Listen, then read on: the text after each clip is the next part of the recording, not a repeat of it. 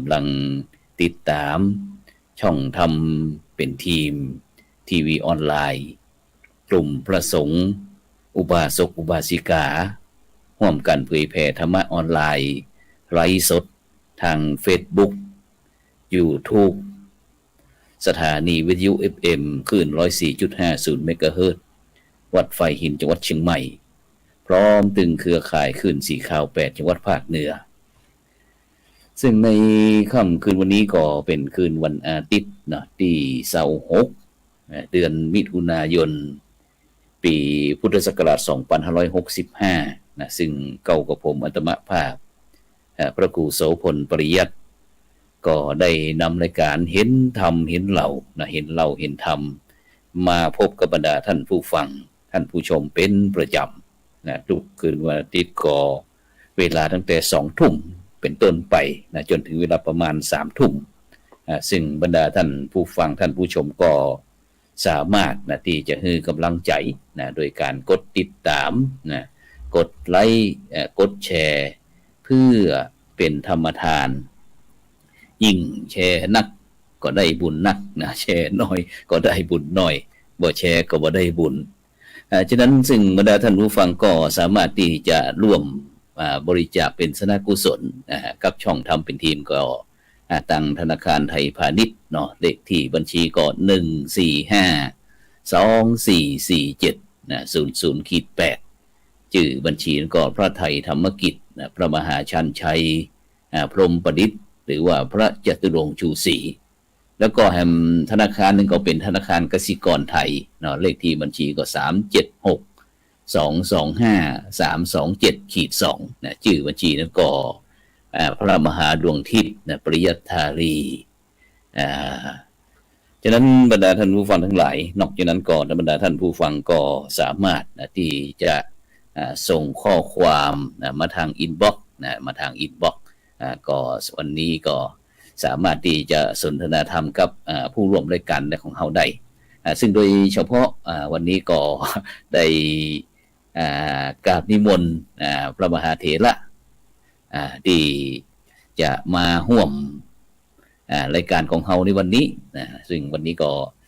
ไปพุ่นเด้อไปต่างประเทศพุ่นวันนี้ วันนี้ต่างประเทศเข้าไปต่างประเทศนะครับก็มีท่านอาจารย์พระครูศรีสิทธิพิมลนะครับด็อกเตอร์นะครับเจ้าอาวาสวัดศรีบุญเรืองตำบลสันทรายอำเภอฝางจังหวัดเชียงใหม่ครับนมัสการครับอาจารย์พระครูศรีครับผมครับโดยนิมนต์เปิดอาจจะจาสักหน่อยครับเปิดไมค์ด้วยท่านอาจารย์พระครูศรีเปิดไมค์กำหนึ่งเปิดไมค์กำหนึ่งครับนิมนต์ได้ทักทายเปิดไมค์ถึงกำหนึ่งเปิดไมค์กดตีไมค์เพราะว่าวันนี้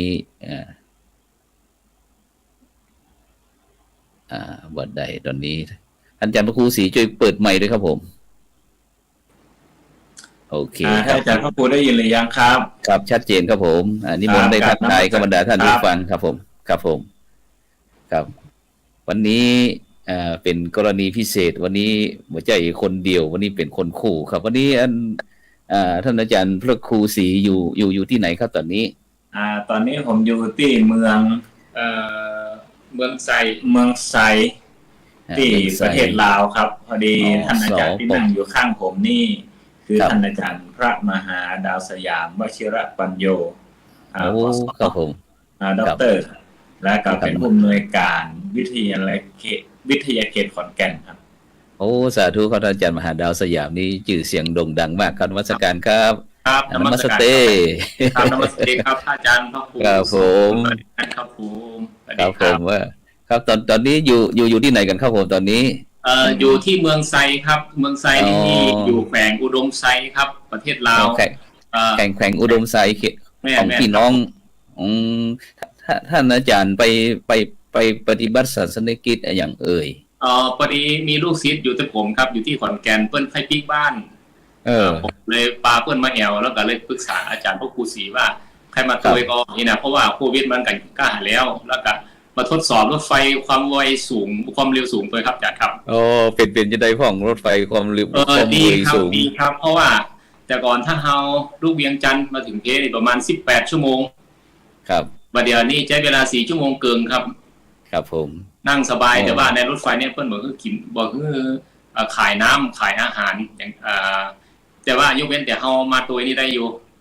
ครับครับเขามากับคนนะครับเต็มคำลำรถนะครับทุกที่เลยครับผมอ๋อครับฉะนั้นท่านอาจารย์พระครูศรีได้อู้ฟังกันวันนี้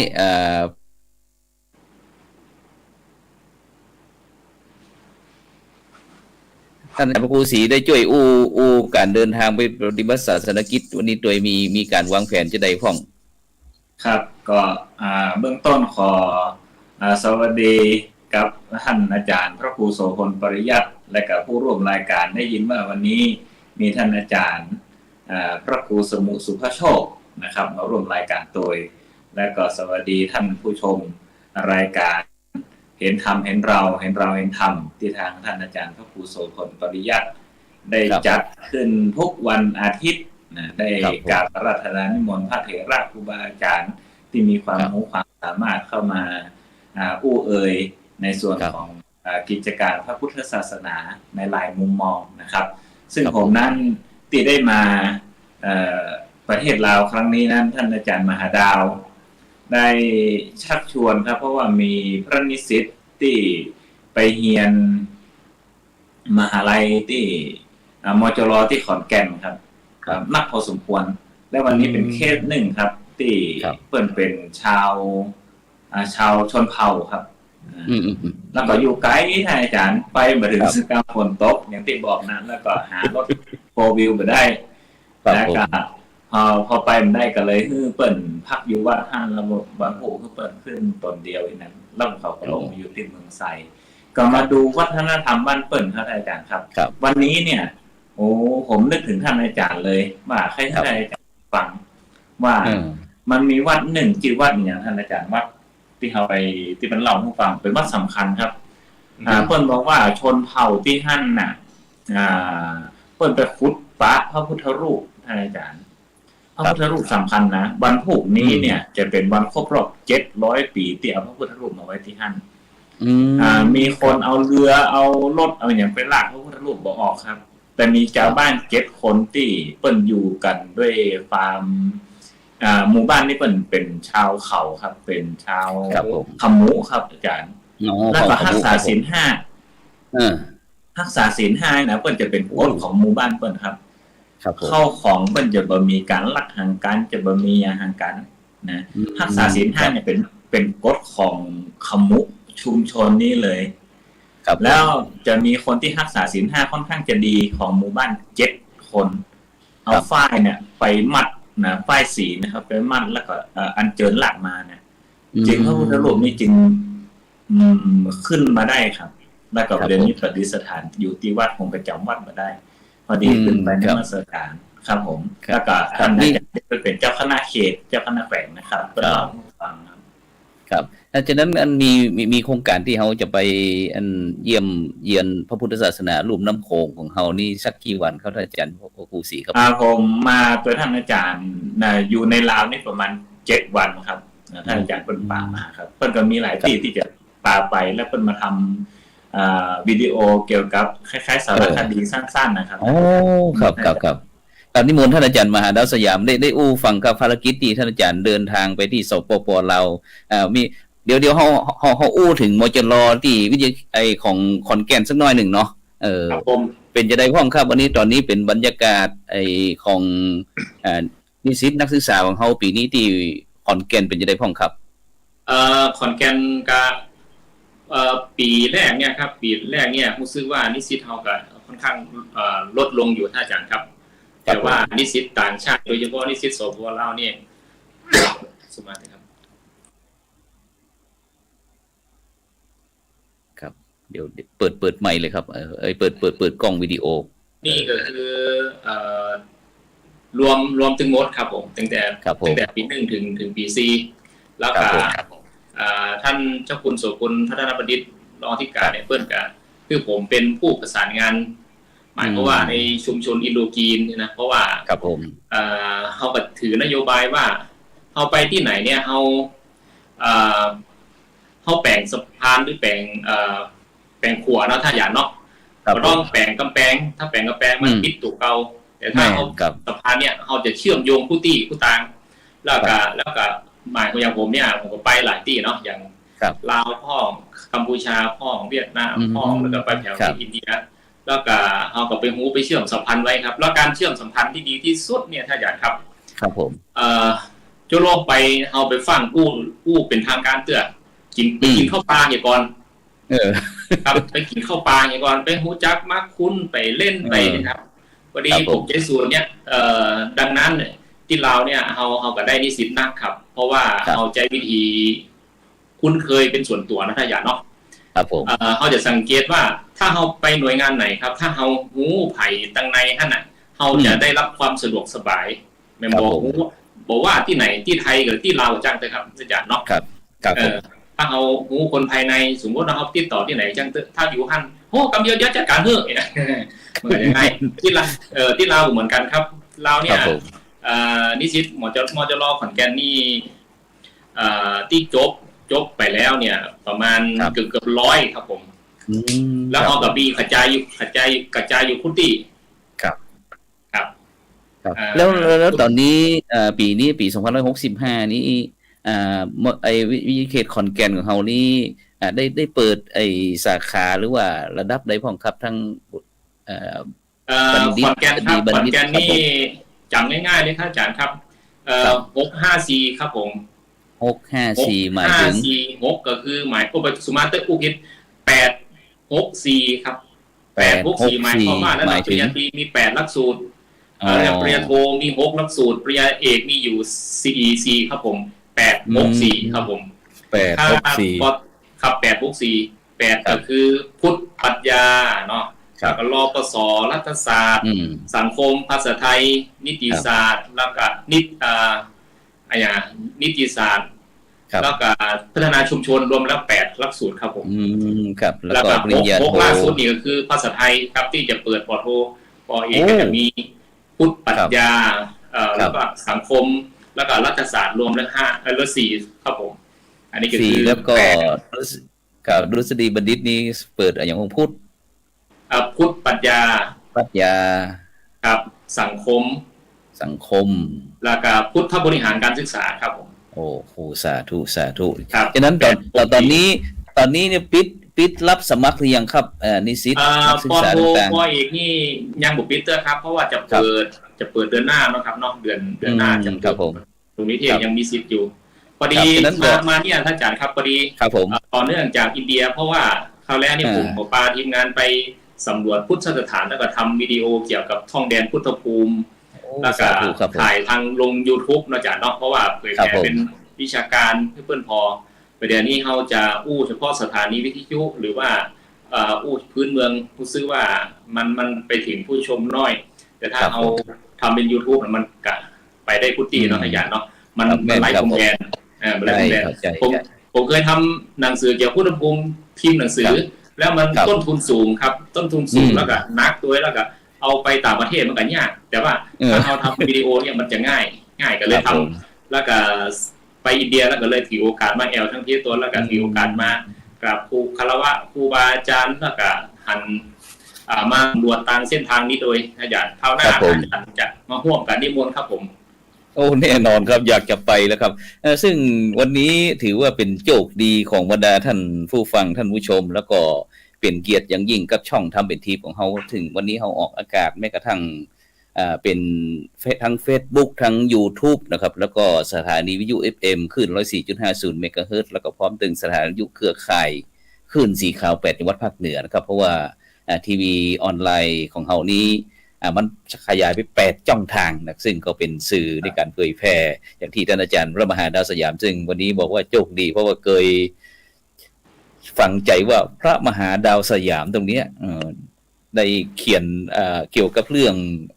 การท่องเที่ยวแดนพุทธภูมิแล้วก็เป็นทั้งภาษาไทยภาษาอังกฤษด้วยครับแม่นกับอาจารย์ครับผมครับผมวันนี้ผมว่าเป็นเกียรติอย่างยิ่งครับที่เป็นดังสถานีของเขาโดยเฉพาะต้องกราบขอบพระคุณท่านอาจารย์ดร.พระครูศรีสิทธิพิมลนะครับสหายธรรมนะครับซึ่งถือว่าวันนี้ ได้นำบุคลากรที่มีคุณค่านะครับทางคณะสงฆ์ไทยเฮานะครับได้มา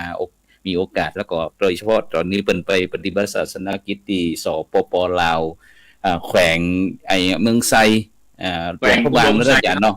แขวงอุดมชัยเมืองไซนะครับฉะนั้นหลังจากที่เฮาได้ไปนำนิสิตนักศึกษาไปแล้วปีนี้จะมีมาแห่งก่อนครับท่านอาจารย์ปีนี้เนี่ยที่ไปขอนแก่นแล้วเนี่ยได้แล้วประมาณทั้ง10 ตนครับผมอาจารย์ครับครับผมเอาจากวัดผู้เนี่ยผมจะไปที่หลวงพ่อบางจะไปไหว้ท่านอาจารย์ผู้สาธุใหญ่อ่อนแก้วซึ่งเพื่อเป็นเจ้าคณะแขวงหลวงพ่อบางอยู่วัดผาโมกับไปหาเพื่อนเนาะอันที่จริงเพื่อนเนี่ยกับไปขอนแก่นหลายรอบครับผมเอานิมนต์เพื่อนไปนะลูกศิษย์ลูกหาที่เพื่อนส่งไปที่จากวัดผาโมก็ไปอยู่ขอนแก่นนี่กันหลายองค์ครับอาจารย์ครับถ้าจะได้อู้กันว่าจะมีไผ่ป้องที่ใครจะไปเฮียนอยู่ห้านนี่นะครับผมเป้าหมายของเขาตอนนี้เราไปเชื่อมสัมพันธ์พี่น้องไทยลาวไว้แล้วนะครับโดยเฉพาะพระพุทธศาสนานานาชาติของเรานะครับตอนนี้มหาวิทยาลัยบอกว่าจะเป็นมจร.วิเขตเชียงใหม่แล้วก็ที่ขอนแก่นของเราเพราะคณะสงฆ์ไทยของเรานี่ก็เปิดเต็มที่นะครับฉะนั้นเราก็จะมีโควต้าอยู่ฉะนั้นปีนี้นิสิตนักศึกษาที่ของเราที่เมืองไซเนาะแล้วก็แถวหลวงพระบางนะครับท่านอาจารย์เนาะครับผมฉะนั้นจะต้องมีผู้แกนหรือว่าศูนย์รวมใจนะครับของพี่น้องพระสงฆ์ไทยพระสงฆ์ลาวของเรานะครับโดยเฉพาะผู้มีอุปการะคุณที่ได้เป็นสื่อสะพานคือท่านอาจารย์ดร.มหาดาวสยามนะครับได้มีโอกาสไปเปิ้นฮ้องจังได๋ล่ะไปให้โอกาสก็เปิ้นนะครับได้มาศึกษาที่ในเมืองไทยเฮาเนี่ยครับท่านอาจารย์ครับก็อยากจะให้ชื่อนะครับพระมหาเถระตั้งสปป.ลาวด้วยครับเพื่อที่เป็นเกียรติของเฮาที่เปิ้นได้เชื่อมสัมพันธ์กันครับผมครับถ้าเป็นที่หลวงพ่อบางก็มีสาธุอ่อนแก้วกิตติพัทโทเนาะเจ้าคณะแขวงหลวงพ่อบางครับผมถ้าเป็นที่ปุ้นที่ภาคใต้ครับสวรรณเขตกับท่านอาจารย์วรรณาสุริยวงศ์แล้วก็มาที่เวียงจันทร์นี่ก็ท่านอาจารย์พวงประเสริฐภูมิวงศ์ท่านอาจารย์พวงประเสริฐนี่เปิ้นเป็นผู้อำนวยการวิทยาลัยสงฆ์องค์ตื้อครับท่านอาจารย์ครับเป็นผอ.วิทยาลัยสงฆ์องค์ตื้อแล้วก็ที่พิเศษก็คือว่าผมกับเปิ้นเนี่ยฮู้กันก่อนที่เปิ้นจะมาเป็นผอ.เพราะว่าตอนนั้นเปิ้นอยู่ที่วัดลาวพุทธคยาครับผมหมายก็ว่าเฮากินส้มกินเล่นกินหยังการเนี่ยนะฮู้คุ้นเคยแล้วก็พอโจ๊กไผ่โจ๊กมันกับติ๊กประเทศไผ่ประเทศมันนะครับผมแล้วก็มาปะกันแห่งกรรมเป็นว่าอันนั้นก็เป็นผอ.ผมก็เป็นผอ.พร้อมกันเลยครับเพื่อนก็เป็นผอ.อยู่ที่วิทยาลัยสงฆ์องค์ตื้อเวียงจันทร์ผมก็ไปเป็นผอ.อยู่วิทยาเขตขอนแก่นนะครับเราก็ได้เชื่อมกันตลอดครับผมแล้วก็ที่ขอนแก่นเนี่ยนอกจากจะเชื่อมมิติด้านนี้แล้วปฏิบัติธรรมการเฮาก็มาร่วมเปิ้นผู้ปีให้อาจารย์ครับเพราะว่าเฮาปฏิบัติที่ภูเขาควายลูกขอนแก่นวัดสุมาที่ลูกเวียงจันทร์นะครับไปสัก60 กิโลก็เป็นการปฏิบัติธรรมร่วมกันครับอาจารย์ครับเสียงหายท่านอาจารย์ผมโดยเฉพาะของเฮานะครับในประเทศไทยของเฮานี่ก็จะมีการอบรมพระวิปัสสนาจารย์ครับซึ่งโดยเฉพาะท่านอาจารย์พระครูศรีสิทธิพิมลครับท่านอาจารย์ดร.ครับก็เป็นเจ้าสำนักเช่นเดียวกันครับฉะนั้นนั้นประเดี๋ยวนี้การปฏิบัติธรรมนะตอนนี้เฮามาเจอป่าตึงกู้แล้วนะครับเฮาการปฏิบัติธรรมเดียวนี้ท่านอาจารย์พระครูศรีครับยังที่วัดศรีบุญเรืองของฝางของเฮานะครับท่านอาจารย์ครับเดี๋ยวนี้ได้ยินว่าเป็นของนานาชาติโดยครับท่านอาจารย์มีการจะใดครับมีวิธีการบริหารการจัดการจะใดก็ที่วัดของผมนั้นครับก็เริ่มทำเป็นศูนย์ปฏิบัติธรรมนานาชาติจริงๆแล้วเนี่ยเมื่อก่อนเขาทำเป็นการเฉพาะในสำนักของเขาเองแต่ว่าต่อมาเมื่อปีพ.ศ. 2559ครับผมขอเป็นสำนักปฏิบัติธรรมประจำจังหวัดเชียงใหม่และขอเป็นนานาชาตินะครับก็มีชาวต่างชาติมาปฏิบัตินะครับท่านอาจารย์ครับเดือนหนึ่งก็ประมาณ30 กว่าคนก็ว่าลูกหลาน พระเนรในวัดก็มีโอกาสได้แรงจูงใจครับท่านอาจารย์ในการที่อู้ภาษาอังกฤษก็เก่งไปหลายรูปแล้ว2 ปีที่ผ่านมาเนี่ย2 ปีเกินด้วยซ้ำที่ผ่านมานี่เอามาได้จากข้อกับต่างประเทศเลยจะมีคนไทยกับส่วนหนึ่งที่ไปปฏิบัติธรรมแต่กับส่วนน้อยกลุ่มใหญ่กับบักกล้าไปส่วนมากเขาเป็นคนเฒ่าเนาะอาจารย์เนาะครับผมแต่ปัจจุบันนี้เนี่ยผมก็ว่าปีนี้นี่ผมจะเริ่มทำเต็มที่ละสาเหตุเพราะว่าเฮายุดมา2 ปีปลายแล้วเดี๋ยวนี้มันแทบจะเป็นโรคประจำถิ่นเลยละปีนี้ก็ส่งรองเจ้าวาดครับไปอบรมแห่งรูปหนึ่งที่วัดผมนี่มีฝรั่งที่เป็นพระวิปัสสนาจารย์ตนหนึ่งฝรั่งนี่ส่งอบรม2 ปีนะครับ2 ปีติดกันเลยคือว่าเพิ่นเป็นชาวต่างชาติเนาะเขาต้องให้เพิ่นอบรมตามธรรมดาเนี่ยอบรมปีเดียวทุกคนเป็นพระวิปัสสนาจารย์อันนี้อบรม2 รอบครับก็เอามาช่วยชาวต่างชาติฝึกในเบื้องต้นนะครับแล้วก็มีพระแห่งรูปหนึ่งส่งไปมหาสราวุธนั้นเป็นประโยค9ครับเก่งจะเจ้าพ่อเอก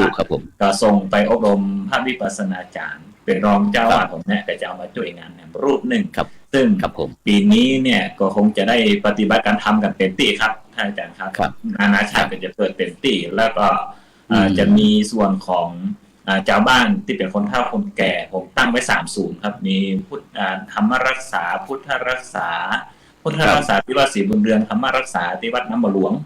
แล้วก็น้ำมะหลวงเนี่ยมาดูแลแทนหลวงพ่อเพราะหลวงพ่อเป็นอายุนักแล้วครับเปิดขอผมมาดูแลโครงการปฏิบัติธรรมเปิดแล้วก็ของโพธิธรรมครับผมเมื่อก่อนมีตีสิงคโปร์ตีแต่สิงคโปร์ตอน2 ปีผ่านมานี่เนี่ยเปิ้นมาสามารถไปต่อได้เพราะเฮาบ่สามารถไปได้ครับ2 ปีผ่านก็เลยหยุดไปก่อนนะครับครับผมครับขอบพระคุณครับซึ่งโดยเฉพาะในปัจจุบันนี้หลังจากที่ท่านอาจารย์ดร.พระครูศรีสิทธิวิมลนะครับได้ฟังบอกว่าในการที่หลังจากที่เราได้รับผลกระทบนะครับจากโควิดนะครับซึ่ง2 ปี 3 ปีเข้ามาแล้วนะครับเป็นกิจการด้านต่างๆนะครับบอกว่าจะเป็นพระสงฆ์องค์เจ้าในวัดในวาต่างๆนี่ก็ได้รับผลกระทบไปเช่นเดียวกันนะครับฉะนั้นก็ทำให้ระบบของบ้านเมืองของเขาตั้งคณะสงฆ์ตั้งฝ่ายบ้านเมืองนี่ก็สะดุดเป็นเช่นเดียวกันครับฉะนั้นการดำเนินชีวิตในหลังจากที่ได้คืนสู่สภาพปกติไวๆนี่นะครับมันก็จะต้องมีการเปลี่ยนแปลงนะครับในการที่เขาจะดำเนินชีวิตนะครับโดยเฉพาะเมื่อว่าจะเป็นในปัจจุบันนะครับท่านอาจารย์ดร.มหาสยามครับผมในการปัจจุบันเนี่ยในองค์การคณะสงฆ์ไทยของเรานะครับโดยเฉพาะเรื่องบอกว่าจะเป็นระบบตั้งเรื่องการศึกษาในก็นักจัดการศึกษามาแล้วนะครับท่านอาจารย์มีความคิดเห็นจะได้ครับว่าในปัจจุบันเพื่อที่เขาจะได้ทำให้บรรดาลูกพระลูกเนรของเขาหรือว่าศาสนทายาทนะครับเป็นได้เตรียมตัวที่เขาจะเตรียมรับนะครับการเปลี่ยนแปลงของโลกครั้งยิ่งใหญ่อย่างที่ท่านอาจารย์ก่อนนี้ท่านอาจารย์ทำหนังสือรู้สึกว่ามันลำบากแต่ในปัจจุบันที่ท่านอาจารย์จะใช้การเผยแพร่แบบทำเป็นวิดีโอฟ้องอัดเป็นวิดีโอหรือว่าเป็นออนไลน์อย่างต่างๆนะครับท่านอาจารย์อยากจะมีข้อเสนอจะได้ครับบรรดาในการปรับตัวของลูกพระลูกเนรเฮาที่เตรียมตัวที่จะรับยุค New Normal หรือว่า Next Normal ในปัจจุบันครับผมการนิมนต์ครับครับขอบคุณท่านอาจารย์พระครูโสพลปริยัติแห่งกรรมนะครับเนาะในยุคปัจจุบันนี้เฮาจะรู้สึกว่าโลกมันเปลี่ยนไปครับผมโลกมันเปลี่ยนไปจะนักนะครับมันเฮาการสอนการเทศน์เฮาก็ต้องเปลี่ยนผมว่าตู้เจ้าเฮาหรือว่าศาสนทายาทเฮาต้องมีอยู่2ชนิดท่านอาจารย์ครับชนิดที่1นี่คือหมายความว่าศึกษาเรียนปริยัติแล้วเอาจริงเอาจังเอาแต่ว่าปฏิบัติแล้วก็ปฏิญาณตนถวายอกต่อพุทธศาสนาหมายความว่ามุ่งตรงเลยบ่ซิกตั้งเลยตั้งเลยตั้งเป้าไว้เลยนะครับชนิดที่2ก็คือว่าต้องมีประเภทที่2ก็คือหมู่นี้ก็อาจจะเข้ามาบวชมาเรียนศึกษาปฏิบัติธรรมแล้วก็หมายความว่าถ้าจบไปแล้วก็ลาสิกขาไปเป็นฆราวาสอันนี้ก็โอเคเขาบอกว่าแต่ว่าคณะสงฆ์หรือพุทธศาสนาเขาจะต้องมี2ชนิดนี้โดยเฉพาะชนิดแรกนี่สำคัญที่สุดอันนี้อาจารย์เสถียรโพธินันทะเนาะเปิ้นแนวคิดมาถ้าเขามีเฉพาะชนิดที่2เนี่ยมันจะยากอาจารย์ครับมันจะสืบทอดศาสนายากเนื่องจากว่าชนิดที่2เนี่ยเขาปฏิบัติศาสนกิจอยู่วัดอยู่วาบ่ได้แต่ว่าอุดมการณ์ที่จะสืบทอดอายุศาสนาแท้ๆนี่มันบ่ค่อยมีเนาะมันก็จะอยู่ไป พอแล้วเนาะหมายความว่าจบแล้วเพิ่งกับไข้ซิกเนี่ยแล้วก็มันเหมือนเลือดอาจารย์ครับเลือดเฮาเนี่ยถ้ามันไหลออกติ๊กๆเนาะถ้าเลือดเข้ามันจะมีปัญหาศาสนทายาทเฮาก็เหมือนกันถ้าเฮาซิกตลอดนะครับแล้วหมู่ที่เข้ามามันมีน้อยมันก็ลำบากเนาะแล้วก็การปรับตัวประเดี๋ยวนี้ผมว่าคณะสงฆ์หรือว่าคณะสงฆ์ละออนที่มีความรู้หลายก็เริ่มปรับตัวครับอาจารย์ด้วยการอย่างที่ท่านอาจารย์ในการหันแล้วก็สนับสนุนเต็มที่แต่ว่ามันจะมีปัญหาก็คือว่าความมั่นคงทางด้านใจของเฮาเนาะอาจารย์เนาะครับผมคือถ้าเฮาบ่มั่นคงแต่เอาไปมาพอเฮามีความรู้พอมีฐานแฟนครับนักขึ้นพออามิตรปัจจัยมันเพิ่มขึ้นติ๊กๆอ่ะครับครับผมกรรมนี้เขาจะเริ่มเปลี่ยนละเขามาทุกตัวอย่างไปเนาะแต่ว่าเขาบอกว่ามันมีเกินนี้นี่นะถ้าเขาผมมั่นคงแท้ๆมันก็จะมีปัญหาดังนั้นโซเชียลเนี่ยก่อนที่เขาจะไปทำหน้าที่ในตรงนั้นนะครับเขาต้องทำใจตัวเก่าให้ก่อนว่าโอเคก่อนถ้าเขาโอเคมุ่งมั่นเต็มที่แล้วเขาก็ใจโซเชียลตัวนั้นมาเผยแผ่แล้วก็สืบทอดอายุศาสนาเพราะคนบัดเดียวนี้เขาไม่ได้เข้าวัดอาจารย์ครับหมายความว่าคนบัดเดียวนี้เขามาอยู่แถวนี้หมดเขามาอยู่ที่ YouTube พ่องเขาไปอยู่ที่ TikTok พ่องเขาไปอยู่ที่ Facebook พ่องเขาไปเป็นชุมชนอยู่ในหั่นหมดบัดเดียวนี้ผมมีวัดบอกเข้าวัดแล้วนี่นะแล้วเราจะไปปั๊บหมู่เขาจำเป็นได้ย้ายมาเพะเนาะแล้วก็ท่านเขาจะสังเกตว่าในเนี้ยมันเสรีเนาะมีอย่างที่เขาจะหันอย่างเช่น Facebook กับมีหมู่ที่มันใครกินซ่าขำโค้งกับมีหมู่ที่มันใครกินเหล้ามันก็มีชมรมคอสุราหมู่ที่มันชอบผ้าเครื่องก็มีหมู่ที่มันห่มตั้งแต่ก็จะเป็นตั้งนั้นนะครับเนาะแต่ว่าไอ้ด้านศาสนาด้านคณะสงฆ์หรือว่าด้านการเผยแผ่ที่มันถูกต้องแต่เนี่ยเราควรจะมีนักนะครับผมว่ายังมีน้อยอยู่ดังนั้นเนี่ยบัดเดี๋ยวนี้ผมว่าคณะสงฆ์เราก็เริ่มตื่นตัวแล้วก็มาถูกทางอย่างที่ท่านอาจารย์ทำเนี่ยครับถูกต้องแล้วเพราะว่ามันก็มีผู้ชมแล้วก็กระจายไปกำน้อยแต่ว่าหมู่เฮาปฏิบัติเนี่ยมันจะไปจ้าท่านอาจารย์ครับอันนี้เราต้องโอเคหมายความว่าเราต้องไปซีเรียสด้านผู้ชมเท่าใดเนาะแม่นครับอย่างเขาอู้วันเนี้ยมันอาจจะมีผู้ชมสัก10 20 30 100นะแต่ว่าถ้าเอาเนี้ยบดีมาท่ออย่างหมอปลาที่ไปเตื้อนี่เป็นแสนนี่นะครับอันนี้เขาบ่ต้องซีเรียสเขาให้ไปกำน้อยแต่ว่ามันมั่นคงครับผมอาจารย์ครับครับผมสาธุครับซึ่งตรงนี้ท่านอาจารย์พระมหาดาวสยามขอสมาธิชายะอย่างก็วชิระปัญโยครับผมวชิระโอ้ปัญญาวชิระปัญโยนะครับซึ่งถือว่าเป็นบุคลากรที่มีคุณภาพนะครับซึ่งแต่ก่อนนั้นเป็นนักท่องเที่ยวนะครับอยู่แดนพุทธภูมิ เป็นหลักแต่ในปัจจุบันนี้ก็กราฟเข้ามานะครับนี่ก็น่าอนุโมทนายินดีนะครับที่มาเจอท่านอาจารย์ดร.ครูศรีสิทธิพิมลซึ่งถือว่าเป็นสหายน่าจะเป็นสหายธรรมกันนะครับได้นำมานี้ท่านอาจารย์ครับแต่ก่อนนี้ผมเคยไปอยู่ฝางครับไปอยู่ฝางไปหูเปิดอยู่ที่อำเภอฝางอยู่วัดศรีบุญเรืองครับวัดศรีบุญเรืองครับผมจะถามก็ว่าฮู้จักอาจารย์พระครูศรีจะได้เป็นจะได้พ่องไปอยู่ที่ฝางเล่าขึ้นหลังสักน้อยหนึ่งครับปี2536ครับผมจบขอนแก่นเนาะผมก็เลยหันป้ายอาจารย์พระครูธรรมทินนะครับเพิ่นทำหนังสือไปส่วนกลางว่าให้ได้มีสิทธิ์ไปปฏิบัติศาสนกิจผมก็เลยว่าเข้าท่าเนาะเพราะว่าเฮาอยู่บ้านอีสานเฮามันก็เกยกับฮู้กับหันผู้อย่างละเราควรจะไปที่อื่นๆที่มันจะได้มีประสบการณ์พ้องกันเลยสมัครไปตอนนั้นกับมีนิสิตต่างวิทยาเขตไปอยู่วัดศรีบุญเรือง9 ตนท่านอาจารย์ครับโอ้โห9 ตนแล้วก็ไปช่วยอาจารย์พระครูธรรมทินแล้วก็ตอนนั้นหมอจะรอเชียงใหม่ก็ไปตั้งวิทยาเขตอยู่ตั้งห้องเรียนอยู่โดยไปช่วยอาจารย์พระครูสีเปิ้ลเนาะตอนนั้นเพิ่งเป็นวัยรุ่นเพิ่งเป็นวัยรุ่นแล้วก็จบแล้วก็ต่อมาผมก็ย้ายมาอยู่วัดโรงเรียนสามัคคีวิทยาทานเนาะวัดเจดีย์หลวงครับท่านอาจารย์ครับเจดีย์หลวงแม่นครับแม่เจดีย์หลวงครับแล้วก็ไปอยู่ฮั่นจะถึงปี2540แล้วผมก็ลาไปเรียนต่อที่อินเดียโดยพ่อครูสีเปิ้ลไปตะกันเดียวกันเนาะไปปีเดียวกัน2540ครับผมกับฮู้เคยกันตั้งแต่ฮั่นเป็นต้นมาครับผม ฮักกันเหมือนพี่ดีเหมือนกันเป็นฮักกันเหมือนพี่ดีกันเหมือนน้องเนาะปองดองกันเหมือนญาตินะครับสหายธรรมโอ้โจกดีเด็ดๆเนี่ยสหธรรมสหายธรรมที่มีคุณภาพฉะนั้นมุมมองของท่านอาจารย์หลังจากที่เฮาได้จากเมืองเชียงใหม่ซึ่งแต่ก่อนนี้น่าจะเป็นว่าเมืองในฝันของนิสิตนักศึกษาต่างๆที่อยากจะขึ้นมาเมืองเชียงใหม่อันดับแรกต้องมาเมืองเชียงใหม่นะครับมองย้อนหลังขึ้นไปในปัจจุบันเนี้ยมองย้อนหลังไว้วันนั้นกับวันนี้ครับมีความแตกต่างกันจะได้พ้องลองเผื่อที่นิสิตนักศึกษาที่ต่างๆอยากจะเข้ามาร่วมอุดมการณ์ที่ท่านอาจารย์พระมหาดร.สยามวชิระปัญโยได้วางทำดีไปถึงลูกทำถูกไปถึงหลานแล้วแบ่งสถานไปถึงเรียบร้อยครับผมอาจารย์ช่วยสะท้อนมุมมองกันหนึ่งครับต้องยอมรับความจริงอาจารย์ครับว่าเชียงใหม่เนี่ยมันเคยเป็นศูนย์กลางพุทธศาสนามาก่อน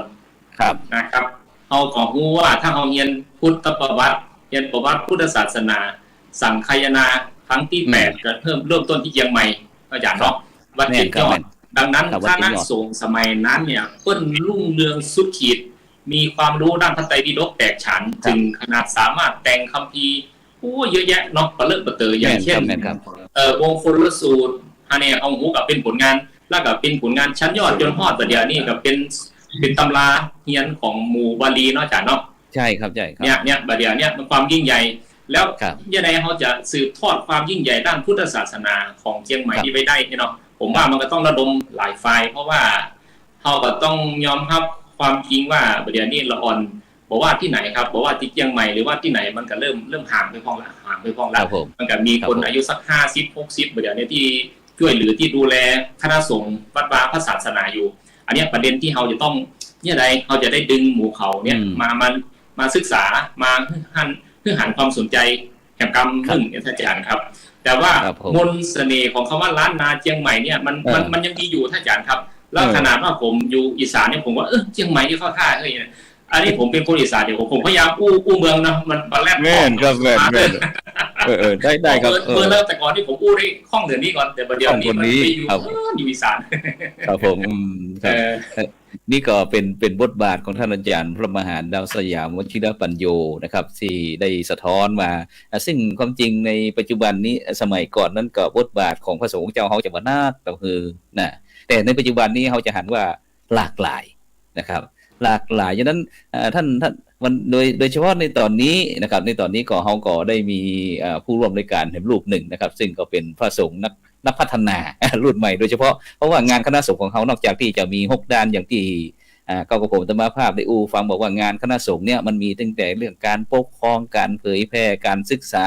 ษาสงเคราะห์การสาธารณสงเคราะห์สาธารณูปการแล้วก็บวกหนึ่งก็คือการสร้างพุทธมณฑลประจำจังหวัดนั้นนะซึ่งในปัจจุบันนี้หลายคนก็จะหันว่าพระมหาเถระแม้กระทั่ง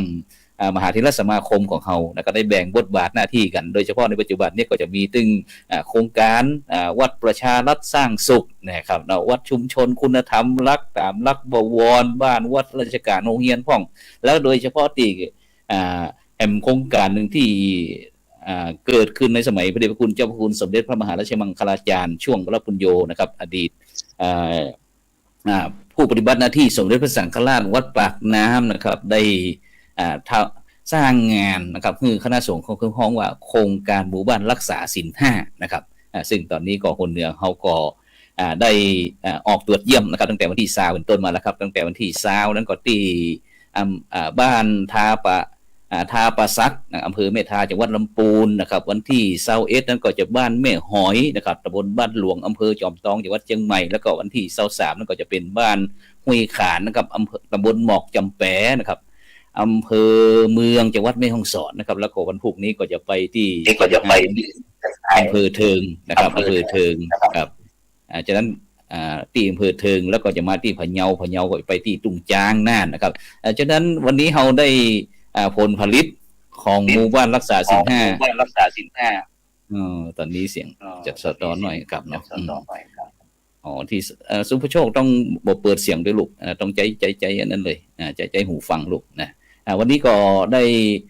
หมู่บ้านรักษาศีล5ต้นแบบเมื่อ2ปีก่อนนะครับก็คือบ้านแม่มาวขี้เหล็กนะครับตำบลม่อนปิ่นอำเภอฝางจังหวัดเชียงใหม่เช่นเดียวกันครับจากนั้นก็ ท่านพระครูสมุสุภโชคนะครับโพธิสาโลนะครับเจ้าวาดคงคานิมิตนะครับตำบลม่อนปิ่นเพื่อฝั่งอยู่วัดเชียงใหม่ซึ่งถือว่าเป็นผลผลิตของพระสงฆ์นักพัฒนารุ่นใหม่นะครับในโครงการหมู่บ้านรักษาศีลห้าครับนมัสการครับท่านอาจารย์พระครูสมุสุภโชคครับกราบนมัสการครับอาจารย์ครับนมัสการพระอาจารย์พระครูศรีสิทธิพิมลและอาจารย์มหานัสยามครับคิดถึงอาจารย์ทั้งสองรูปครับดีใจที่ได้มาร่วมเวทีครับสาธุต้องขออภัยที่เข้ามาจ้าครับเพราะว่าตะกี้ติดงานกับนอนลืมว่ามีออกอากาศแล้วก็มาเกากว่าจะเข้าได้ต้องสมัยใหม่เลยครับแม่นฉะนั้นความจริงวันนี้เฮากะวางแผนไว้ว่ารายการเฮาเนี่ยจะเชิญแขกที่ผู้ร่วมรายการอยู่ต่างประเทศนะครับจากสปป.ลาวแล้วก็ตั้งฝั่งตั้งม่อนปิ่นนี้ได้ตั้งจะได้อู้บรรยากาศอย่างต่างๆนี่คือกับบรรดาท่านผู้ฟังท่านผู้ชมในเมืองไทยเขาได้ฟังว่าพระสงฆ์เฮานี้บ่ใจธรรมดาเด้อบทบาทประเดี๋ยวเนี้ยนะครับฉะนั้นท่านอาจารย์พระครูสมุสุภโชคครับในช่วงนี้ศาสนกิจเป็นจะได้พ้องฟังสักหน่อยหนึ่งครับก็สำหรับศาสนกิจที่ปฏิบัติในพื้นที่ตำบลม่อนปิ่นของกระผมธรรมภาพก็ดำเนินการไปตามหน้างานโดยเฉพาะหน้าที่ด้านการปกครองก็ส่วนหนึ่งแล้วก็หน้าที่ในการดูแลการพัฒนาบำรุงพระพุทธศาสนาก็พยายามดูแลในพื้นที่รับผิดชอบโดยเฉพาะตำบลม่อนปิ่นทุกที่ว่าวัดไหนมีกำลังแล้วก็สนับสนุนให้ดียิ่งขึ้นแล้วก็วัดไหนตีอ่อนแอหรือว่าขาดก็ช่วยกันเติมเต็มโดยเฉพาะการประสานงานทุกภาคส่วนเพราะว่าจะเป็นในส่วนของกำนันผู้ใหญ่บ้านสถาญาติโยมแล้วก็ส่วนที่เกี่ยวข้องในส่วนของราชการท้องถิ่นก็ดีแล้วก็ที่ยิ่งไปกว่านั้นก็คือภายในก็คือการประสานความเข้าใจความร่วมไม้ร่วมมือโดยเฉพาะคณะสงฆ์ตำบลม่อนปิ่นทุกภาคส่วนภิกษุสามเณรทุกรูปทุกตนที่จะได้ตระหนักถึงบทบาทหน้าที่ของแต่ละท่านแต่ละตนว่ามีส่วนในการรับผิดชอบไม่ว่าจะเป็นการพัฒนาวัดวาอารามการทนุบำรุงพระพุทธศาสนาหรือแม้แต่ว่าศาสนกิจของความเป็นพระเป็นเนรที่จะได้เป็นที่พึ่งของศรัทธาญาติโยมคือสมคำว่าสังฆะเพื่อประชาชนโอ้โหสาธุดำเนินการเรื่อยๆครับวัดไหนมีกิจกรรมก็เติมแล้วตอนนี้การนัดหน้าวัดของเฮาเป็นจะได้ฟ้องก็สำหรับผลพวงจากว่าผลต่อเนื่องเนาะผลต่อเนื่องจากโครงการหมู่บ้านรักษาศีลห้าของวัดของคานิมิตก็ยังดำเนินการตามปกติครับสิ่งที่สร้างไว้โดยเฉพาะตลาดนี่ก็ยังเป็นหลวงพ่อท่านได้มาเป็นประธานเปิดในวันนั้นก็ยังเป็นโครงการต่อเนื่องจนทุกวันนี้ทุกวันศุกร์เมื่อแต่ว่าวันศุกร์นี้ก็เปิดดำเนินการตามปกติอนาคตอาจจะขยับขยายเป็นตลาดสดของชุมชนอาจจะบอกแค่วันศุกร์แต่อาจจะเป็นตลาดเช้าของทุกวันอันนี้คือได้เกริ่นกับศรัทธาญาติโยมเพื่อจะพัฒนาไปสู่ตรงนั้นเพื่อจะได้สร้างงานสร้างอาชีพแล้วก็วัดเนี่ยมันจะได้เป็นประโยชน์สถานที่ของเราก็ไม่ได้อยู่บ่ได้ศรัทธาญาติโยมอย่างน้อยที่สุดศูนย์เศรษฐกิจพอเพียงที่ในวัดของเราสำหรับศูนย์เศรษฐกิจพอเพียงนั้นก็ยังดำเนินการอยู่ครับเพราะว่าตรงนั้นมีโครงการจะไปปรับปรุงคือเป็นมีสิ่งก่อสร้างที่มันเป็นสิ่งอำนวยความสะดวกที่เป็นธรรมชาติเพราะว่าอยู่แวดลำน้ำก็ตอนนี้ก็ปรับปรุงเป็นสวนเกษตรลำไยเริ่มติดหน่วยนะครับช่วยประกาศอันชื่อสดาที่ได้ร่วมบริจาคที่คือเขาเป็นศูนย์เศรษฐกิจพอเพียงในโครงการกำเนิดอันนี้โยมบาสิกาตัวอย่างก็ว่าได้ก็คือป้อน้อยสมพรปัญจะกับคุณแม่อุทุมพรเรืองคำจันทร์อันนี้เปิ่นได้ยกตีซึ่งติดวัดนะตีอยู่ประมาณสักเกือบไร่นะครับเกือบไร่นะประมาณสัก3 งานถวายไว้เป็นตีสาธารณประโยชน์ตีเกษตรของวัดก็ดีหรือว่าวันหน้าวันตาอาจจะได้มีสิ่งก่อสร้างที่มันเป็นประโยชน์ต่อชุมชนต่อไปครับอันนี้คุณโยมเปิ่นยกถวายแล้วก็โอนโฉนดยกกรรมสิทธิ์เป็นกรรมสิทธิ์ของวัดคงคานิมิตรแล้วก็ได้ทำการดำเนินการทางด้านเอกสารเรียบร้อยแล้ว ครับตอนนี้ได้ทราบข่าวมาว่าได้รับตำแหน่งเพิ่มเติมมาเป็นประธานหน่วยอบรมประชาชนประจำตำบลโดยเป็นจะได้พ้องครับก็สำหรับงานหน่วยอบรมนะครับ ก็หลวงพ่อท่านได้เมตตา แล้วก็ได้ดำรงตำแหน่งประธานหน่วยอบรมโดยก็ดำเนินการต่อเนื่องครับล่าสุดนี้ผ่านมาได้สักติดเนี่ยครับคณะสงฆ์ตำบลมันปิ่นได้จัดงานใหญ่ ก็คืองานตั้งคำหลวงเทศมหาชาติเวสสันดรชาดก ซึ่งโดยปกติเทศมหาชาตินั้นเขาจะเทศกันหลังจากยี่เป็งแล้วก็คาบเกี่ยวปีใหม่ของแต่ละปีอาจจะอยู่มกราหรือกุมภาต้นๆซึ่งส่วนหนึ่งก็ได้รับเป็นโครงการส่งเสริมประเพณีวัฒนธรรมจากองค์การบริหารส่วนตำบลบ้านปิ่นปีนี้สถานการณ์โควิดค่อนข้างจะหนักก็เลยว่าไหลมาจนจะเข้าพรรษาแล้วแล้วก็ทางท้องถิ่นแล้วก็หน่วยงานที่เกี่ยวข้องได้มีการประชุมแล้วก็ว่าเสียดายถ้าว่างบประมาณมันตกไปแกเลยได้ดำเนินการ แล้วก็ตีดำเนินการนี้ก็ได้งบประมาณนี้หมายถึงจากส่วนปกครองส่วนท้องถิ่นกะหรือว่าจะได้ใช่ครับตำบลมันปิ่นเราทำงานร่วมกันกับท้องถิ่นก็หมายความว่าในปีงบประมาณ1ท้องถิ่นกับคณะสงฆ์ก็จะมีโครงการที่เกี่ยวเนื่องกันโดยเฉพาะโครงการส่งเสริมวัฒนธรรมประเพณีท้องถิ่นก็คือตั้งแต่เดือนมกราจนถึงธันวาว่ามีกิจกรรมอย่างพ้องก็จะมีการทำแผนเสนอเข้าท้องถิ่นปีหนึ่งก็หลายหมื่นอยู่ครับหลายหมื่นอยู่ในส่วนของแต่ละวัดครับแล้วก็ในส่วนของงานตั้งธรรมหลวงอันนี้เป็นงานที่สนับสนุนผ่านสภาวัฒนธรรมตำบลมันปิ่นครับผมครับแล้วทีนี้ลูกพระลุงเนนการบวชสงฆ์ลูกพระลุงเนนปีนี้มีปัญหาอุปสรรคอย่างพ้องถามว่ามีปัญหาคือคนบวชน้อยแต่ว่าบวชอยู่ คนอาจจะบวชน้อยกว่าเดิมแล้วก็เพราะว่างานบวชก็เช่นเดียวกันครับอาจารย์ครับก็วางกำหนดการไว้ที่ต้นเมษาหรือว่าปลายมีนาแต่ว่าก็ต้องไหลมาเรื่อยของผมนี่มาบวชเกือบพฤษภาแล้วครับเกือบพฤษภาละก็ปีนี้มีลูกพระลูกเนนบวชประมาณสัก10 ปลายครับประมาณสัก14-15ราวๆเนี่ยครับแล้วอยู่ที่วัดเฮาเตอร์ฮือที่วัดที่ผมอยู่นี่ก็รองรับลูกเนนไม่จำกัดตอนนี้มีถ้าบวชแล้วแบบนี้ที่ไปครับก็คือการอุปถัมภ์อนุเคราะห์ของผมตอนนี้อยู่17รูปครับแล้ว17รูปครับผมการไอ้ที่เขาจะส่งข้ออนุเคราะห์เรื่องการใช้จ่ายในด้านการศึกษาเนี่ยจะได้17รูปที่จริงพระเนรเขาเนี่ยอยู่วัดก็อยู่ง่ายกินง่ายครับอย่างง่ายกันง่ายแต่ไม่บักง่ายครับอยู่ง่ายกินง่ายทำตัวอยู่แบบสบายๆบ่ได้ยึดติดบ่ได้คาดหวังแล้วก็ปีนี้การศึกษาในระบบการศึกษาภาคปริยัติธรรมก็เปิดปกติแล้วนะครับพระเนรก็ได้ไปร่ำเรียนตามปกติเพราะฉะนั้นการกินอยู่ครับก็จะมีเฉพาะภาคเช้าน้องเนรบิณฑบาตฉันเช้าแล้วก็เดินทางไปเรียนหนังสือตอนเย็นมาก็ทำศาสนกิจของแต่ละท่านแต่ละตนที่ได้รับมอบหมายแล้วก็ทำศาสนกิจแล้วก็พักผ่อนครับทีนี้มาภาคีคืออาคายที่เขาขึ้นไปแถวตามยาขอบหรือว่าตามพี่น้องกลุ่มชาติพันธุ์ต่างๆเขามีกิจการงานกิจกรรมอย่างพ้องในช่วงนี้ก็สำหรับเครือข่ายภาคีที่เป็นเครือข่ายของพี่น้องเนาะช่วงนี้ก็ยังบอกให้มีกิจกรรมอย่างครับก็หลังจากเขามีงานบวชแล้วก็ล่าสุดนี่ก็มีงานตั้งธรรมหลวงครับต่อไปก็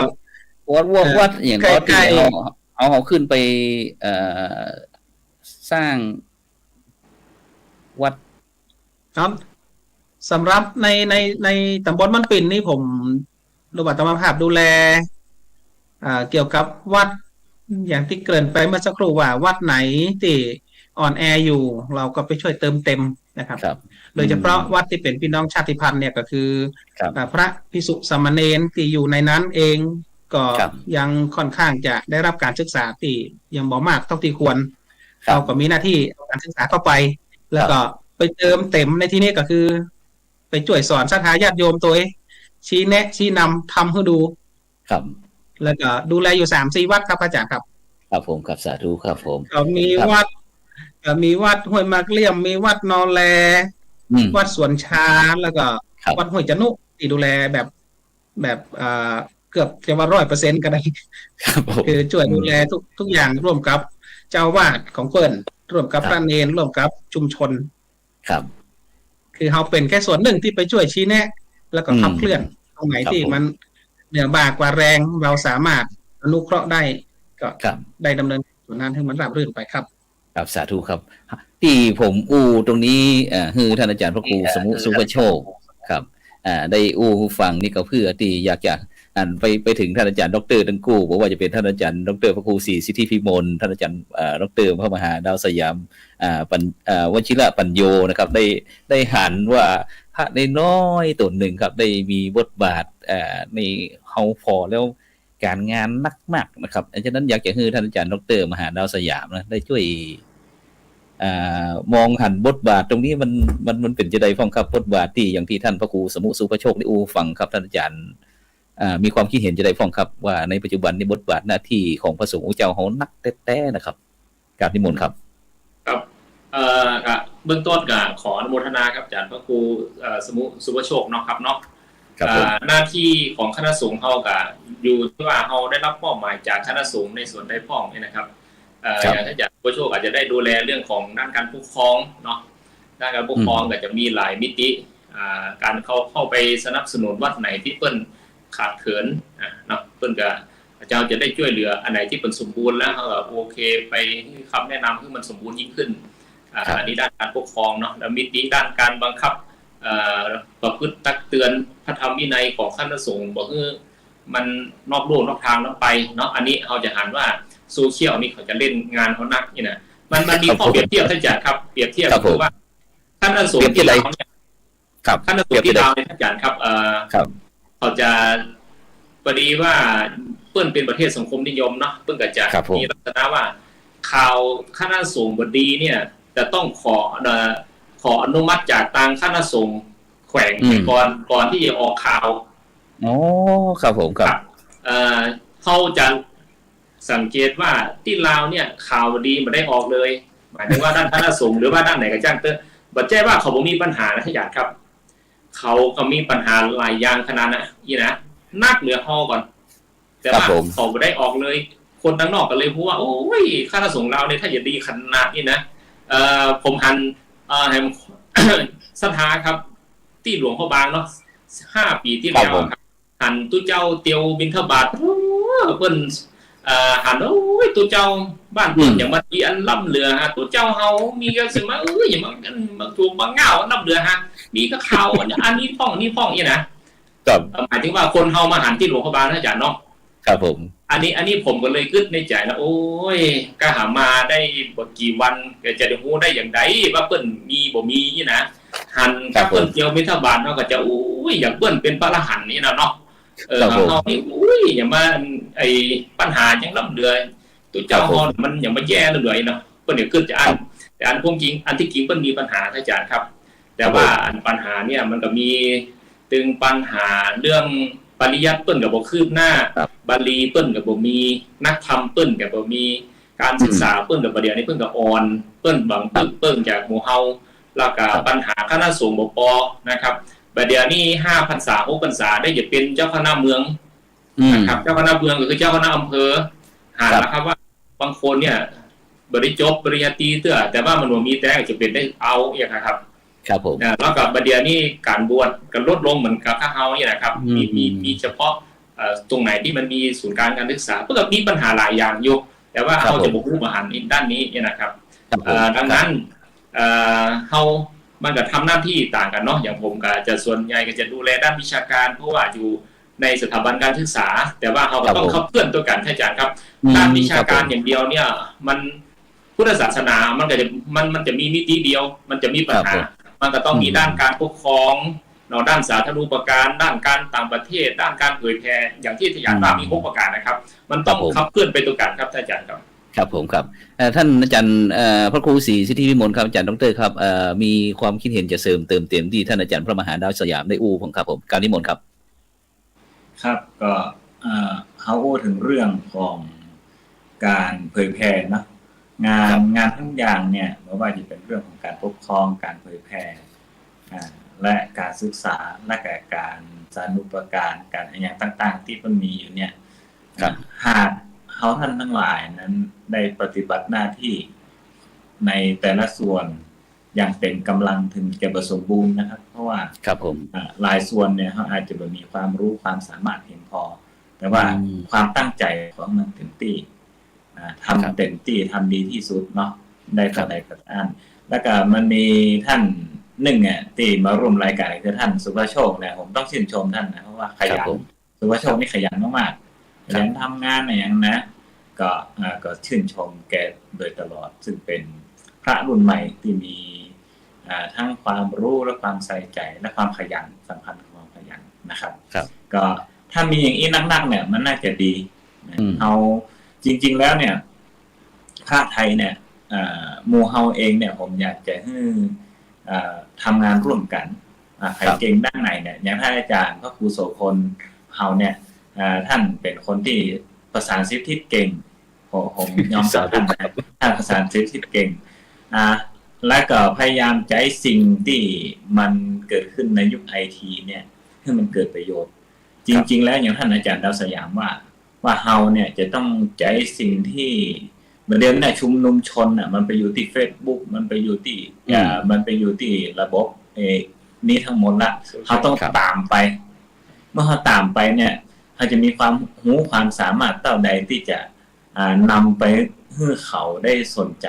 ถึงไม่ได้จำนวนนักเท่าใดแต่ก็ทำให้ดีที่สุดเท่าที่เขาจะทำได้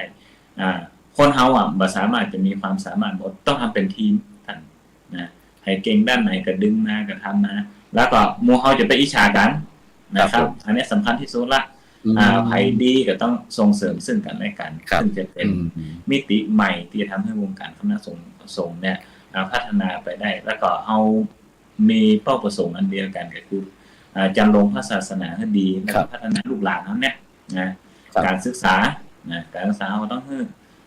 อย่างวัดผมเนี่ยปีนี้อาจจะสอบบาลีได้บัตรหลายได้6 ตน 7 ตนนี่นะครับแต่ว่า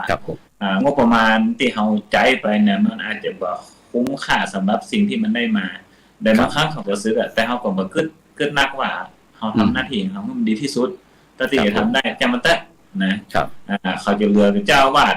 จบมาสัก20-30เหลือสัก 3-4 ตนเป็นเจ้าวาดก็เอาละพอละนี่นะครับครับผมคิดตอนนี้ครับได้ขึ้นอย่างนั้นนะครับได้ขึ้นอย่างนั้นนะครับครับสาธุครับซึ่งตรงนี้ก็เป็นมุมมองของท่านอาจารย์พระครูศรีสิทธิวิมลด็อกเตอร์นะครับท่านอาจารย์เจ้าอาวาสวัดศรีบุญเรืองนะครับอำเภอฝางจังหวัดเชียงใหม่แล้วก็ท่านอาจารย์พระมหาดาวสยามปัญญาวชิโลนะครับวชิรปัญโยนะครับเนาะวชิรปัญโยนะครับซึ่งท่านอาจารย์ได้มีโอกาสเดินทางไปเยี่ยมเยียนด้านพระพุทธศาสนารูปน้ำโขงตีสปปลาวนะซึ่งเมื่อกี้ท่านอาจารย์ก็ได้น่าคิดเหมือนกันว่าโดยเฉพาะเรื่องการใจสื่อเวลาพระสงฆ์องค์เจ้าของเฮาเนี่ยทำเรื่องคุณงามความดีทำประโยชน์สร้างให้บ้านเมืองต่อโลกต่อพระพุทธศาสนาต่างๆเนี่ยสื่อไทยเฮาบ่ใครออกจะมีจ้องทำเป็นทีมของพระครูโสพลเนี่ยที่ไปค้นคว้าอย่างที่อาจารย์พระครูศรีบอกว่าพระครูโสพลประสาน10 ทิศนะครับซึ่งอาจารย์มหาดาวสยามครับผมว่าถ้าจะสรุปได้ก็อย่างสื่อมวลชนของไทยเฮาเนี่ยข่าวร้ายออกฟรีข่าวดีเสียตังค์ครับผมเรื่องครับผมเรื่องนี้เป็นเรื่องจริงครับอาจารย์ครับมันเอาอยู่ในสังคมประชาธิปไตยนะอาจารย์เนาะเขาจะมาเปรียบเทียบกับเราได้เพราะว่าเพื่อนเป็นสังคมนิยมเพื่อนมีสิทธิ์ที่จะคุมสื่อได้หมดบอกว่าจะสื่อของรัฐมันเป็นของรัฐหมดต้องตรวจสอบหมดเนี่ยครับแต่ว่าของเขาเนี่ยมันไปคุมอันบ่ได้เพราะว่าประเดี๋ยวนี้สื่อโซเชียลใครก็ออกได้เลยเนี่ยนะแต่ว่าอย่างใดก็แล้วแต่เขา มันก็เป็นแง่ดีที่ว่าเราบ่ควรประมาทถ้าจะครับผมเราบ่ควรประมาทเราต้องได้เตือนคณะสงฆ์หมู่เฮาพระหนุ่มเน้นน้อยหรือไผก็แล้วแต่ว่าครับมันออกโวยสื่อเนี่ยมันสร้างคนก็ได้แล้วก็มันก็ทำลายคนก็ได้เหมือนกันเราจะสังเกตว่าตู้เจ้าบางตัวเนี่ยครับดังย้อนสื่อเนาะเป็นคนสร้างเดี๋ยวนี้ก็จะดับย้อนสื่อเหมือนกันครับดับย้อนพูดง่ายว่าไปโวยมาโวยเค็มโวยเนาะดังนั้นเนี่ยเขาต้องระมัดระวังแล้วก็ตื่นตัวครับอาจารย์เพราะว่าครับผมสื่อเนี่ยมันไปได้โวยแล้วก็ในขณะเดียวกันมันก็สามารถทำลายเขาโวยเหมือนกันเพราะว่าไออย่างที่ท่านอาจารย์ว่าเนาะถ้าทำชั่วลงฟรีถ้าทำดีจะต้องจ้างนะครับแต่ว่าผมว่ามันเป็นเรื่องแต่อาจารย์ครับมันมีมาเมินละแต่ว่าเอาเซ็นเซอร์ได้พ่องเดี๋ยวนี้มันเซ็นเซอร์มาได้มันหมู่สื่อมวลชนเนี่ยเขาจะชอบข่าวที่มันกระทบความรู้สึกของคนอันนี้ผมเคยถามช่อง3ช่อง5ไทย PBS แล้วก็หลายที่เหมือนกันนะครับว่าเอาละหมู่เฮาเนี่ยอย่างตู้เจ้าครูอาจารย์เนี่ยครับเป็นอย่างนี้ต่างๆเนี่ยเขาว่ามันเป็นเรื่องธรรมดาดีกว่าครับอาจารย์เสียดายครับอาจารย์ครับเวลามีทั่วไปอยู่แล้วมันเวลาหมดไปอย่างแล้วครับอาจารย์ครับเวลาหมดไปอย่างฉะนั้นเดี๋ยวถ้ากลับจากสปป.ลาวเดี๋ยวเราพบกันถึงกำหนึ่งเด้อท่านอาจารย์ดร.สองรูปนะครับครับคือเกินวินาทีเกินนาทีท่านอาจารย์พระครูสมุสุวโชคฝากอย่างเนี้ยไอ้ประชาสัมพันธ์เกี่ยวกับกิจกรรมเฮาบรรดาท่านผู้ฟังท่านผู้ชมอยากจะร่วมกับท่านอาจารย์พระครูสมุสุวโชคก็สามารถติดต่อได้ในขอนิมนต์นะครับเดี๋ยวครับเปิดไมค์ของครับเปิดแล้วโอเคครับนิมนต์ครับสำหรับกิจกรรมของผมก็มีต่อเนื่องครับโดยเฉพาะกิจกรรมการศึกษาก็ดีแล้วก็การพัฒนาการปกครองหรือว่าการบริหารซึ่งวันที่1ที่จะถึงนี้ก็จะเดินทางไปที่หมู่บ้านตรงกันข้ามที่ชายแดนนอแลครับผมหนึ่งในนั้นคือเป็นวัดที่ไปพัฒนาไว้สร้างศาลาให้ญาติโยมได้ปฏิบัติธรรมแล้วก็จะแปลงห้องน้ำห้องท่าให้พระเนรที่อยู่ที่ท่านได้ใจก็ร่วมบุญได้ครับติดต่อทางผ่าน Facebook พระครูสมุสุภโชคได้ครับครับผมครับเบอร์ของเฮานี่ก็คือ086นะครับ9206135เนาะครับติดต่อสนับสนุนการพัฒนาไม่ว่าจะเป็นการศึกษาก็ดีหรือว่าการพัฒนาศาสนสถานศาสนาทุกคนก็ติดต่อมาได้ครับครับผมครับขอบคุณอนุโมทนาครับกระดึงท่านอาจารย์พระมหาดาวสยามท่านอาจารย์พระครูศรีสิทธิพิมลดร.ทั้งสองรูปนะครับที่ปฏิบัติศาสนกิจสอบปลาขอให้ประสบความสำเร็จนะครับแล้วก็ท่านอาจารย์พระครูสมุสุภโชคโพธิสาโลนะครับนี่คือน้องเลิฟนะครับผลงานจากหมู่บ้านรักษาศีล5ของคณะสงฆ์จังหวัดเชียงใหม่ครับเวลาหมดเวลาจำเป็นที่จะต้องนำรายการจากบรรดาท่านผู้ฟังไปก่อนรับฝันดีมีเงินใจไร้โลคาพยาธิบ่เจ็บบ่จนร่ำรวยผู้คนสำหรับในค่ำคืนนี้ของกล่าวคำว่าสา